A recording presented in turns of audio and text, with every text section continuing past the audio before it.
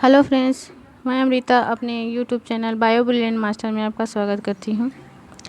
जो सीरीज चल रहा है बायोलॉजी जियोलॉजी डिक्शनरी का, उसके अंतर्गत आज हम तंत्रिका तंत्र के बारे में फुल डिस्कस करेंगे। तो स्टार्ट करते हैं। आज का जो टॉपिक है वो है तंत्रिका तंत्र। इसके बारे में हम डिटेल से जानेंगे, साथ ही साथ इसमें जो कठिन शब्द है उसको भी हम समझेंगे। तो सबसे पहले हम परिभाषा देख लेते हैं। शरीर में संवेदना या सेंसेशन का आदान प्रदान अंग तंत्र से मस्तिष्क की ओर तथा मस्तिष्क से आवेगों का संचरण अंग तंत्र की ओर तंत्रिका तंत्र के द्वारा ही होता है। यानी कि जो तंत्रिका तंत्र होता है उसका फंक्शन क्या होता है, किस तरह से होता है। तो शरीर में जो भी संवेदना होती है या सेंसेशन होती है, ठंडा गर्म भावना फीलिंग्स जो भी हो, वो सारे क्या होते हैं, इसका आदान प्रदान होता है। तो किसके थ्रू होता है? अंग तंत्र के द्वारा ही होता है। इसमें मुख्य रूप से कौन कौन भूमिका निभाता है? तो मस्तिष्क की ओर जो अंग तंत्र होता है या शरीर होता है, वहाँ से मस्तिष्क की ओर या ब्रेन की तरफ जाता है, तथा ब्रेन से जो आवेग या सेंसेशन होता है वो कहाँ जाता है? अंग तंत्र की ओर जाता है। और ये किसके द्वारा होता है? तंत्रिका तंत्र के द्वारा होता है। तंत्रिका तंत्र में मुख्य दो भाग होते हैं। तो तंत्रिका तंत्र जो होता है उसका दो भाग होता है। क्या क्या होता है जानते हैं। तो पहला जो होता है वो तंत्रिकाएं या नर्व्स होती हैं। तो ये संवेदनाओं को लाती और ले जाती हैं। यानी कि जो नर्व होते हैं वो क्या करते हैं, जो संवेदना होती है उसे लाते हैं और ले जाते हैं। अनेक तंत्रिकाएं शरीर में जाल के समान बिछी हुई होती हैं। जो तंत्रिकाएं हैं वो पूरे शरीर होल बॉडी में क्या हुए हैं, जाल के समान बिछे हुए हैं। ये पतले पतले तंत्रिका तंतुओं या नर्व फाइबर्स तथा तंत्रिका तंतु तंत्रिका कोशिका के बने होते हैं। जो तंत्रिका तंतु होते हैं, ये जो तंत्रिका कोशिका जो होती है, यानी कि तंत्रिका तंत्र जो है तंत्रिका कोशिका से ही बनी होती है। यानी कि जो नर्व फाइबर होता है वो किसका बना होता है? तंत्रिका कोशिका का बना होता है।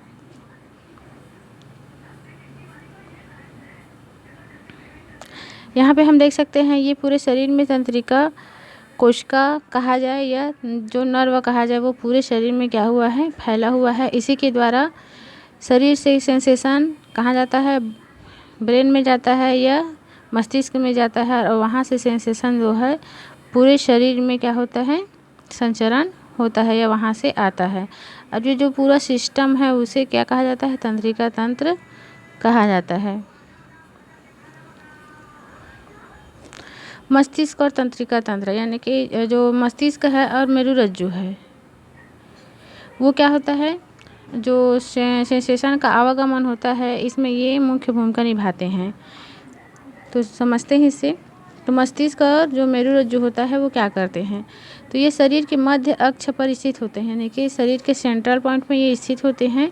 केंद्रीय तंत्रिका तंत्र बनाते हैं। ये जो मस्तिष्क और जो मेरुरज्जु होता है वो केंद्रीय तंत्रिका तंत्र या सेंट्रल नर्वस सिस्टम का निर्माण करते हैं। तंत्रिकाएं मस्तिष्क एवं मेरुरज्जु से निकलकर, जो तंत्रिकाएं होती हैं, ये जो नर्व होते हैं वो कहाँ से निकलते हैं? मस्तिष्क से और मेरुरज्जु से निकलकर समस्त शरीर में फैली रहती हैं। ये मस्तिष्क से जो 12 जोड़ी केरियन नर्व होता है या कपालिक जो नर्व होते हैं या तंत्रिका होती है, इसे कहा जा रहा है।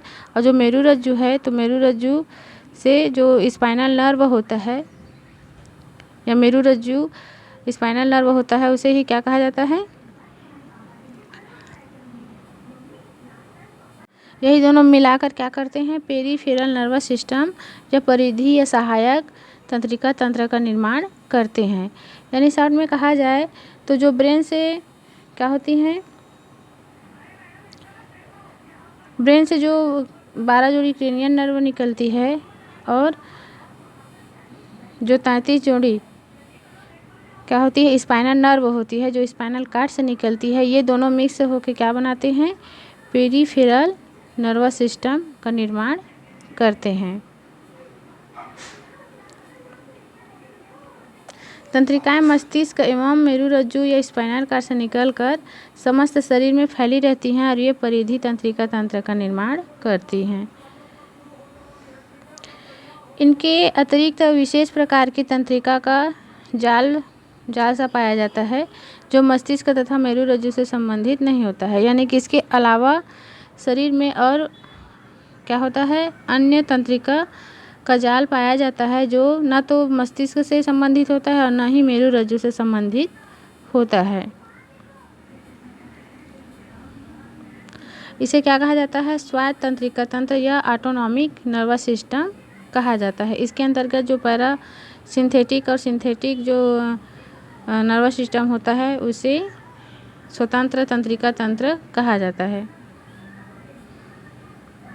इस प्रकार मनुष्य का तंत्रिका तंत्र 3 भागों में क्या किया जा सकता है, बांटा जा सकता है। यानी कि इस प्रकार एक क्या हुआ, सेंट्रल नर्वस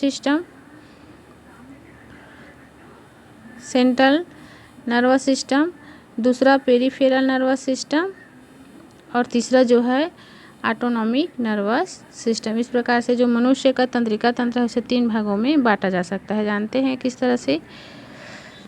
पहला जो है केंद्रीय तंत्रिका तंत्र, तो इसके अंतर्गत क्या क्या आता है, ब्रेन आता है और स्पाइनल कॉर्ड आता है। सेकेंड जो होता है परिधि तंत्रिका तंत्र, तो इसके अंतर्गत जो ब्रेन में जो 12 जोड़ी क्रेनियल नर्व होता है वो, और स्पाइनल कॉर्ड में जो 33 जोड़ी जो स्पाइनल नर्व होता है वो, ये दोनों मिला के क्या करते हैं, पेरिफेरल नर्वस सिस्टम या परिधि तंत्रिका तंत्र का निर्माण करते हैं। तो इसमें इसके अंतर्गत क्या आता है, क्रेनियल नर्व तथा स्पाइनल तंत्रिकाएं, ये क्या होती हैं, पेरिफेरल तंत्रिका तंत्र का निर्माण करती हैं। तीसरा है स्वायत्त तंत्रिका तंत्र या ऑटोनॉमिक नर्वस सिस्टम। तो अनुकंपी या सिंपैथेटिक तथा परानुकंपी पैरासिम्पैथेटिक, ये दोनों मिलकर क्या करते हैं, स्वतंत्र या स्वायत्त तंत्रिका तंत्र या ऑटोनॉमिक नर्वस सिस्टम का निर्माण करते हैं। अब इसे डिटेल में पढ़ते हैं। तो क्या है केंद्रीय तंत्रिका तंत्र, तो जानते हैं इसके बारे में।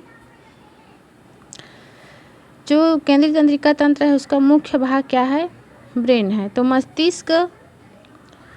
मस्तिष्क पूरे शरीर तथा स्वयं तंत्रिका तंत्र का नियंत्रण केंद्र है। यानी कि मस्तिष्क जो है वो स्वयं का और तंत्रिका तंत्र दोनों का क्या है, नियंत्रण केंद्र है, यहीं से कंट्रोल होता है। इसलिए इसे सेंट्रल नर्वस सिस्टम भी कहा जाता है। यह खोपड़ी या स्कल के मस्तिष्क बॉक्स या क्रेनियम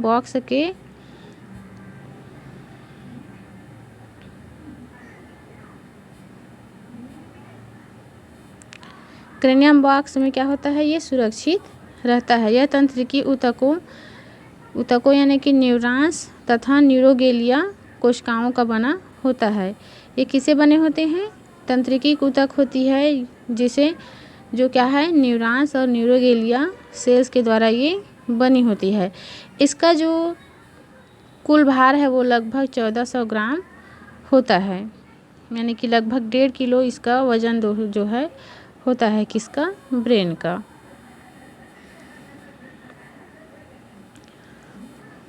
यहाँ पे हम देख सकते हैं ये क्या है, ब्रेन का स्ट्रक्चर है, ठीक है। और ये क्या है, स्पाइनल कॉर्ड का स्ट्रक्चर है जो किससे बना होता है, ब्रेन से अटैच होता है। और दोनों मिला के क्या करते हैं, सेंट्रल नर्वस सिस्टम का निर्माण करते हैं। इसके आवरण के बारे में बात करें, जो ब्रेन है उसके आवरण के बारे में, तो इसके चारों तरफ संयोजी ऊतक या जो कनेक्टिव टिश्यू होता है ये इसी से बना होता है। यानी कि जो आवरण है वो संयोजी ऊतकों का बना होता है, जिसे क्या कहा जाता है, मस्तिष्क का आवरण या मेनिंजिस कहा जाता है।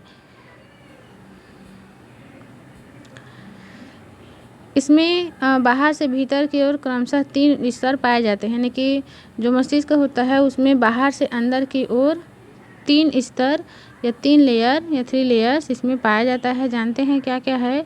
तो पहला जो है वो है ड्यूरा मैटर, या किससे बना होता है, या कठोर होती है तथा क्रेनियम की दीवार से चिपकी होती है। यानी कि सबसे पहले क्रेनियम बॉक्स, उसके सेकेंड लेयर को ही क्या कहा जाता है, ड्यूरामेटर कहा जाता है। ये क्या होता है, कठोर होता है।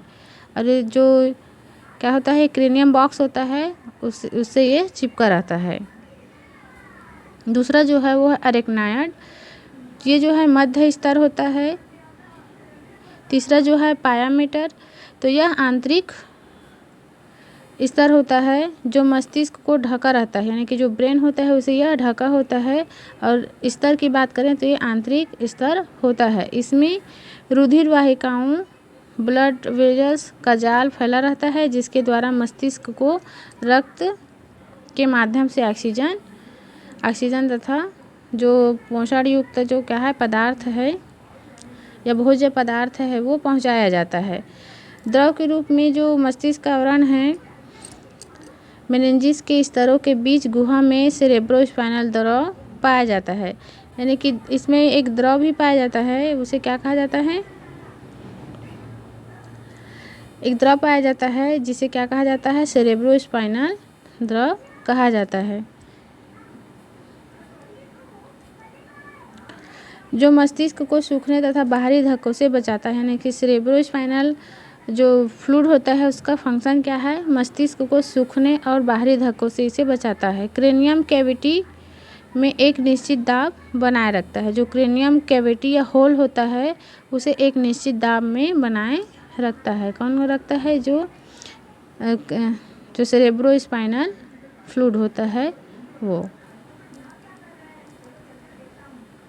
यहाँ पे हम देख सकते हैं तीनों लेयर को स्पष्ट रूप से। ये क्या है, क्रेनियम बॉक्स है या स्कल का बोन है। सेकेंड में क्या है, जो क्रेनियम बॉक्स या स्कल बोन से चिपका हुआ है वो क्या है, ड्यूरामेटर है। फिर क्या है, यहाँ पे अरेक्नायड है। और फिर लास्ट में ये क्या है, पायामीटर है। यहाँ पे देख सकते हैं ये क्या है, फर्स्ट जो लेयर है वो ये क्या है, बोन है। फिर ये क्रेनियम बॉक्स हुआ। फिर ये जो ब्लू कलर का दिख रहा है वो क्या है, ये ड्यूरामेटर है। फिर ये जो नीले कलर में है, आसमानी नीले में, और एक नाइट मेटर है। और ये जो ब्राउन कलर का है वो क्या है, पायामीटर का स्तर है। इस तरह से 3 लेयर या मेनिंजिस पाए जाते हैं। और जो पायामीटर होता है यहीं से क्या होता है, ब्रेन को ब्लड और भोज्य पदार्थ या पोषण तत्व मिलते हैं। मस्तिष्क के भाग, पार्ट्स ऑफ ब्रेन। मस्तिष्क मुख्य रूप से 3 भागों का बना होता है। जानते हैं कौन कौन से भाग का बना होता है। तो फर्स्ट जो होता है अग्र मस्तिष्क या प्रोसेफेनॉन, इसे फोर ब्रेन भी कहा जाता है। दूसरा जो है मध्य मस्तिष्क या मेसेनसेफेलॉन या मिड ब्रेन, इसे कहा जाता है। तीसरा जो है वो है पश्च मस्तिष्क या हाइंड ब्रेन या रामबेन सेफेलॉन कहा जाता है। इसके बारे में डिटेल से जानेंगे आगे। डायग्राम के थ्रू जानते हैं कहाँ किस भाग को कौन सा पार्ट के नाम से जाना जाता है। यहाँ पे हम देख सकते हैं ये क्या है, एक ब्रेन का एक स्ट्रक्चर है जो 3 भागों में बटा होता है। तो यहाँ फोर ब्रेन की बात करें हम, तो ये वाला जो भाग होता है होल पार्ट, ये क्या कहलाता है, फोर ब्रेन में आता है। इसके अंतर जो थैलेमस और हाइपोथैलेमस जो होता है वो भी इसके अंतर्गत आता है। मिड ब्रेन की हम बात करें तो मिड ब्रेन में क्या आता है, पॉन्स आता है, मेड्यूला ऑब्लांगेटा आता है। यानी कि जो कहा जाए कि जो ब्रेन और स्पाइनल कार्ड को जोड़ने वाला जो भाग होता है वो मिड ब्रेन के अंतर्गत आता है। जो क्या है, पॉन्स होता है यहाँ पे और मेड्यूला ऑब्लांगेटा होता है। वहीं हाइंड ब्रेन की बात करें हम तो जो सेरेबेलम वाला पार्ट होता है, जो सिर के सबसे पीछे भाग में होता है, वो किसमें आता है, हाइंड ब्रेन या पश्च मस्तिष्क के अंतर्गत आता है। इसके बारे में डिटेल से समझते हैं। तो यह फर्स्ट में जो अग्र मस्तिष्क है इसके बारे में जानेंगे। तो यह मस्तिष्क का सबसे अगला भाग होता है, यानी सामने का जो भाग होता है उसे अग्र मस्तिष्क कहा जाता है। और यह मुख्य रूप से दो भागों प्रमस्तिष्क तथा हाइपोथैलेमस का बना होता है। कितने भाग का बना होता है? दो भाग का। क्या क्या है? प्रमस्तिष्क और हाइपोथैलेमस। यह ऐच्छिक क्रियाओं का केंद्र होता है, यानी कि जो ऐच्छिक क्रिया होती है जिसे हम अपने मन से करते हैं, जैसे हम हाथ उठाना चाहेंगे तो हाथ उठता है, नीचे अगर करना चाहें तो नीचे होता है। तो ये क्या है? ऐच्छिक इच्छाओं का केंद्र होता है। प्रमस्तिष्क के बारे में पढ़ते हैं। तो मनुष्य का सेरिब्रम सबसे अधिक विकसित होता है तथा कुल मस्तिष्क का 2/3 भाग बनाता है। यानी कि जो प्रमस्तिष्क होता है या सेरिब्रम जो है वो मनुष्य का सबसे क्या होता है? विकसित भाग होता है और ये मस्तिष्क का लगभग 2/3 भाग बनाता है। इसकी बाह्य सतह पर अनेक वलय या फोल्ड पाए जाते हैं। यानी कि जो ब्रेन होता है उसके बाह्य सतह पे क्या पाया जाता है? वलय पाया जाता है। इस तरह से इसे क्या कहा जाता है? इन वलयों को क्या कहा जाता है? गायरी कहा जाता है। सेरिब्रम के भाग, यानी कि सेरिब्रम में और कौन कौन से भाग होते हैं उसे जानते हैं। ऑल्फैक्टरी लोब, ऑल्फैक्टरी लोब होता है। सेरिब्रल हेमिस्फीयर होता है। ये सारे क्या हैं? जो प्रमस्तिष्क होता है उसका ये क्या है? भाग है, जिसमें ऑल्फैक्टरी लोब, सेरिब्रल हेमिस्फीयर और डायनसेफेलन इसके क्या हैं? इसके मुख्य भाग है। इसके बारे में डिटेल से और आगे पढ़ते हैं। सबसे पहले जो है वो है, यहाँ पे हम देख सकते हैं कि ये जो ब्रेन है, सेरिब्रम वाला पार्ट है वो कितना बड़ा है, किस तरह से ये 2/3 भाग का जो ब्रेन का होता है उसे बनाता है। ये क्या है? पूरा सेरिब्रम वाला भाग है। और यहाँ पे जो फोल्ड पाया जाता है इस तरह से ब्रेन में, उसमें जो क्या होता है? ये खांच पाया जाता है, उसे क्या कहा जाता है? सल्कस कहा जाता है। तथा ये जो बाहर होता है उसे गायरी कहा जाता है। अब समझते हैं डिटेल में। तो सबसे पहला क्या है? Olfactory lobe. ये क्या है जानते हैं। तो ये अग्र मस्तिष्क के सेरेब्रम के सबसे ऊपरी सिरे पर दो छोटे छोटे पिंडों के रूप में पाया जाता है। यानी कि ये जो फोर ब्रेन होता है वहाँ सेरेब्रम जो भाग होता है, यानी कि अभी हमने देखा होल भाग, उसके ऊपरी सिरे पर दो छोटे छोटे पिंड या लोब्स के रूप में ये उपस्थित होते हैं। और ये गंध उद्दीपन ग्रहण करते हैं। ये क्या करते हैं? गंध और उद्दीपन ग्रहण करने से संबंधित होते हैं।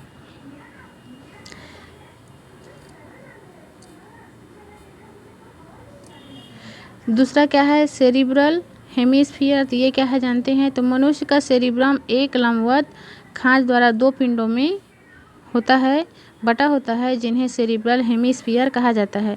यानी कि ये क्या है? एक ब्रेन का भाग है और ये दो भागों में क्या होता है? इस तरह से बटा होता है। इसी को क्या कहा जाता है? सेरिब्रल हेमिस्फीयर कहा जाता है। यह खांच मध्यवर्ती विदर या सिल्वस फिशर कहलाती है। और यह भाग क्या कहलाती है? जो इसका मध्य भाग होता है इस तरह से, तो यही क्या कहलाता है?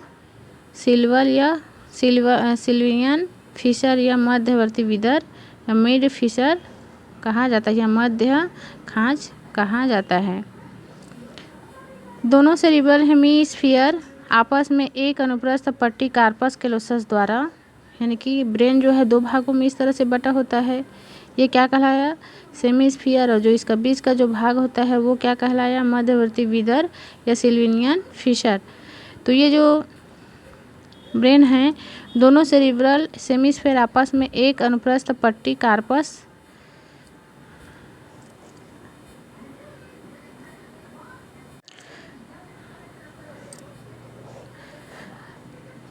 कैलोसस द्वारा क्या होती हैं? ये जुड़े होते हैं तथा दोनों गोलार्ध के बीच मध्य रेखा पर एक स्थित एक अनुदैर्ध्य तंतुमय संरचना फोर्निक्स पाया जाता है। यानी कि दोनों गोलार्ध के बीच में क्या पाया जाता है? तंतुमय संरचना फोर्निक्स पाया जाता है। नेक्स्ट, ये जो सेरिब्रल हेमिस्फीयर होता है, ये पिंड दोनों सेरिब्रल हेमिस्फीयर खांच द्वारा 5 छोटे पिंडों में बटा रहता है। इन खांचों को सल्काई कहा जाता है। यानी कि जो है सेरिब्रल हेमिस्फीयर के बीच में क्या पाया जाता है, खांच पाया जाता है। खांच द्वारा ये क्या होते हैं, 5 पिंडों में बटे होते हैं। इन्हीं को क्या कहा जाता है, सल्काई कहा जाता है, जिसे मैंने पिछले स्लाइड में बताया। सेरिब्रल हेमिस्फीयर के 5 पिंड क्रमानुसार ऊपर से नीचे की ओर निम्नलिखित है। यानी कि हम कह सकते हैं कि जो सेरिब्रल हेमिस्फीयर जो है वो 5 भागों में बटा होता है। जानते हैं कौन कौन से भाग में। तो पहला जो होता है वो फ्रंटल होता है, दूसरा जो होता है पेराइटल होता है, तीसरा जो है टेम्पोरल होता है, चौथा जो है वो है ऑक्सीपिटल होता है, और पांचवा जो है इंसुलर होता है। वास्तव में ये जो पार्ट्स होते हैं वो हड्डी होता है, जो 5 भागों में बटा होता है, जिसमें से 8 हड्डियों का क्या होता है, ये समूह होता है, जिसमें एक क्या होता है, फ्रंटल होता है, और 2 संख्या में क्या होता है, टेम्पोरल होता है, तथा एक ऑक्सीपिटल की संख्या होती है, 2 पेराइटल होती है, एक स्फिनाइड होता है, क्या होता है, स्फिनाइड होता है, और एक क्या होता है, एथमायड होता है। ये सारे मिलके क्या करते हैं, ब्रेन में बोन्स बनाते हैं, बोन बनाते हैं, जिसमें क्या होता है, क्रेनियम बॉक्स बनता है।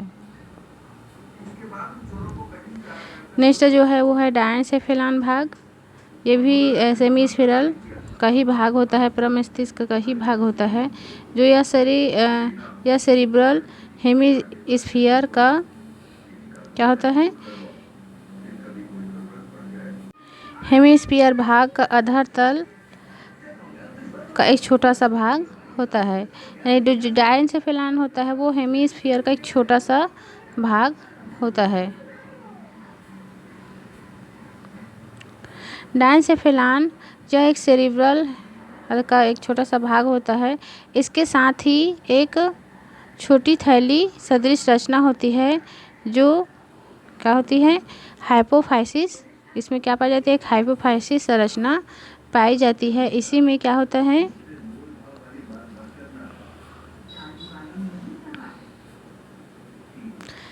ये जो हाइपोफाइसिस होती है और इनफंडिबुलम होता है, एक साथ मिलकर मटर के दाने के समान रचना वाली एक प्रमुख अंतःस्रावी पिट्यूटरी बनाती है। यानी कि जो हाइपोफाइसिस होती है और इनफंडिबुलम, ये दोनों मिलके क्या करते हैं, एक मटर के दाने के समान स्ट्रक्चर बनाते हैं। यही स्ट्रक्चर क्या कहलाता है, पिट्यूटरी ग्रंथि कहलाती है। यानी कि हम कह सकते हैं कि जो डायनसेफेलान होता है वहीं पे क्या पाया जाता है, पिट्यूटरी ग्लैंड पाया जाता है, जिसे क्या कहा जाता है, मास्टर ग्रंथि कहा जाता है। हाइपोथैलेमस वाला भाग भी क्या है, प्रमस्तिष्क के अंतर्गत ही आता है। सेरेब्रल हेमिस्फीयर के आधार पर पृष्ठ एवं पार्श्व भाग में, यानी कि आमने सामने भाग में क्या होता है, यह हाइपोथैलेमस कहलाता है। यानी कि जो हेमिस्फीयर जो भाग होता है, आधार का जो आगे और पीछे का जो भाग होता है वही क्या कहलाता है, हाइपोथैलेमस कहा जाता है। अग्र मस्तिष्क के कार्य, इसके क्या क्या कार्य हैं, जो अग्र मस्तिष्क या सेरिब्रल जो पार्ट है उसका क्या क्या फंक्शन है। तो सबसे पहले देखते हैं आल्फैक्टरी लोब के कार्य। तो यह गंध में उद्दीपन ग्रहण करना। कार्नोसेरिब्रम के कार्य, ये चेतना, बुद्धि, सोचना, समझना, इच्छा शक्ति, स्मरण करना, हंसना, रोना, ऐच्छिक गतियों का ये क्या होता है, केंद्र होता है। इस केंद्र के साथ संबंधित होता है। इसके विभिन्न क्या होते हैं, विभिन्न विशिष्ट विभिन्न ग्राही अंगों से संबंधित रहते हैं। यानी कि जो इसका भाग जो होता है ये विशिष्ट विभिन्न ग्राही अंगों से या रिसेप्टर के साथ ये संबंधित होते हैं, जैसे दृष्टि, घ्राण केंद्र तथा इनसे ये क्या होते हैं, संबंधित होते हैं। डायनसेफेलान के कार्य देखते हैं क्या क्या है। तो ताप शीत अथवा दर्द का, यानी कि शीत दर्द का क्या करता है, ये ज्ञान करवाता है। हाइपोथैलेमस के कार्य को देखते हैं। तो हाइपोथैलेमस का जो कार्य है वो है भूख, प्यास, थकावट, नींद, ताप नियंत्रण, भावनात्मक क्रियाएं, घृणा, प्यार, तृप्ति या क्रोध का केंद्र तथा यह शरीर की उपापचय क्रियाओं तथा स्वाद तंत्रिका तंत्र के अनैच्छिक कार्यों पर भी यह नियंत्रण रखता है। इसके साथ ही साथ यह कुछ न्यूरो हार्मोन का भी क्या होता है, इस्तेमाल करता है। यानी कि हाइपोथैलेमस जो होता है वो कुछ न्यूरो हार्मोन्स का भी क्या करते हैं, इस्तेमाल करते हैं। Thanks for watching my video friends. Next video में हम इसके जो आगे का जो पार्ट है, या जो आगे का जो कहा जाए मिड ब्रेन और जो हाइंड ब्रेन वाला जो भाग है, उसे नेक्स्ट वीडियो में डिस्कस करेंगे। Thank you.